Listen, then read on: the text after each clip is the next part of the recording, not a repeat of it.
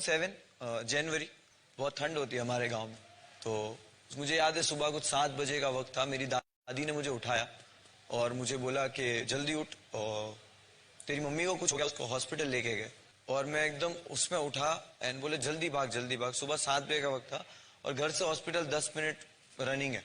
तो 10 मिनट तक मैं भाग के हॉस्पिटल पहुंचा। मैं जैसे ही हॉस्पिटल पहुंचा तो इमरजेंसी वार्ड से मॉम को बाहर लेके आ रहे थे एंड शी वॉज स्क्रीमिंग। अपने पेट पर हाथ रखा हुआ था और शी वॉज स्क्रीमिंग। तो उतने में मेरी बड़ी अम्मी जो थे उन्होंने मुझे साइड में ले जाके बोला कि तेरी मॉम ने एसिड पी लिया है।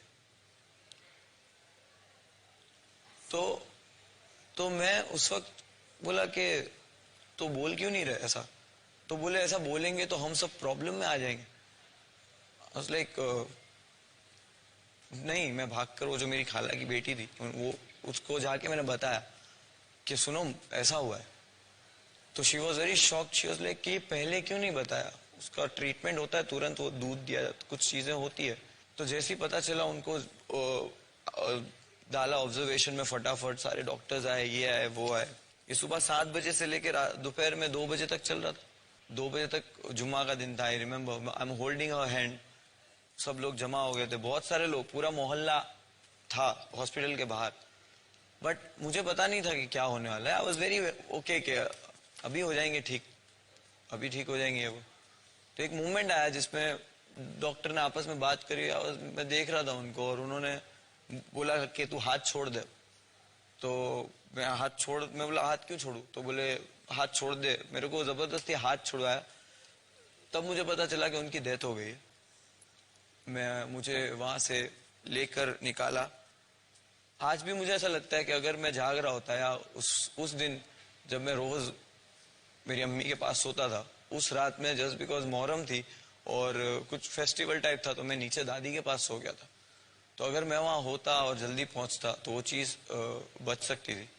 द सेम टाइम मैंने रियलाइज किया कि डॉक्टर पोस्टमार्टम में बोले कि इस औरत ने 7-8 दिन से खाना नहीं खाया और ये उनके पेट में कुछ नहीं है, उनका पूरा सब बॉडी का सिस्टम बहुत बुरे लेवल पे है। तब जाके सब चीजें रियलाइज हो रही थी कि 22 साल का एक मैरिज लाइफ उनका बिल्कुल खुश नहीं था। पूरी लाइफ पूरा बचपन मैंने अपनी माँ को मार खाते हुए देखा, या पूरा बचपन मैंने अपने घर में सिर्फ झगड़े देखे। और उसके दौरान हम इतने छोटे थे कि मॉम, वो जो यहाँ पे जो टास्क आते हैं ना, वो चक्री वाला, पापड़ वाला, वो सब मेरे को मेरी मॉम की इसलिए याद दिलाते क्योंकि मेरी मॉम घर चलाती थी ये सब करके। डैड अपनी ही दुनिया में थे मस्त, वो अपना ही सब करते थे। तो आई रिमेम्बर वो चक्री बनाना मेरे को इसके लिए आता है क्योंकि मैं बनाता था। पापड़ बनाते थे वो हम बेचने जाते थे। तो ये मॉम करती थी और डैड का लाइफ एकदम अलग ही था। डैड दादी सबका अलग था। उनको उतना इज्जत कभी नहीं मिली उस घर में। मॉम को ऐसी लाइफ वो जी रही थी। प्लस मेरी एक बहन ने अपनी मर्जी से सिर्फ शादी की थी मेरी मॉम की 2 महीने पहले उनकी डेथ के। तो उस बहन की शादी का ब्लेम पूरे घर ने मेरी मॉम पे डाला। और वो ईयर 2007 मेरी फैमिली के लिए इतना बुरा था कि घर के बर्तन बेच के खाना आ रहा था। मेरी मॉम पे बहुत सारे प्रेशर थे और उसमें से सबसे बड़ा प्रेशर एक ये था कि उन पे 3,500 रुपए का कर्जा था। वो भी घर चलाने के लिए उन्होंने वो कर्जा लिया था। और वो आदमी आके गेट पे खड़े रह के बोलता था कहाँ है वो, मेरे पैसे नहीं मिले, ब्याज का पैसा है, 700 रुपया देना है ये महीने का। तो 3,500 रुपया वी न्यू, और डैड का तो छोड़ ही दो, सब 3,500 रुपया कर्जा था जिसका टेंशन था मेरी मॉम को। तो आज भी मुझे वो चीज छोड़ नहीं पा रही है कि मैं वहां सोया क्यों नहीं, मैं वहां पहले हॉस्पिटल पहुंचा क्यों नहीं, मेरे पास 3,500 रुपये क्यों नहीं थे। आज अगर मैं आज इतना पैसा कमा रहा हूं या कहीं से भी पैसा आ रहा है, उस पैसे का क्या फायदा कि वो जब इस्तेमाल ही मेरे को नहीं आ रहा। मेरे दिल से दिमाग से ये चीज नहीं जा रही कि कोई एक रीजन नहीं था कि उन्होंने ये डिसीजन लिया।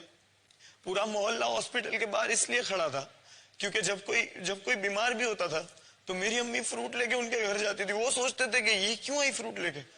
तो मेरी मॉम ऐसी थी कि जो हॉस्पिटल में भी थे तो पूरा मोहल्ला हॉस्पिटल आके खड़ा था। She was very good lady. She was very strong, very strong.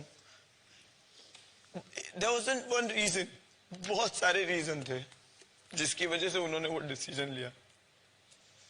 And I feel कि मैंने पूछा क्यों नहीं उनको। जब मुझे याद आता है कि 2-3 दिन से वो चुप चुप बैठे रहते थे, तो मैंने एक भी बार उनसे पूछा क्यों नहीं।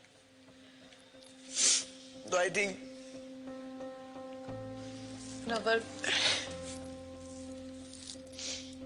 मुझे किसी की माँ की आवाज सुनता हूँ या किसी को मैं रोता हुआ देखता हूँ, किसी औरत को, मेरे को मेरी माँ की याद आती है। The reason I don't like fighting, the reason I don't want to fight with anyone, मेरा पूरा बचपन झगड़े देखते हुए गुजरा है। मुझे नहीं चिल्लाना,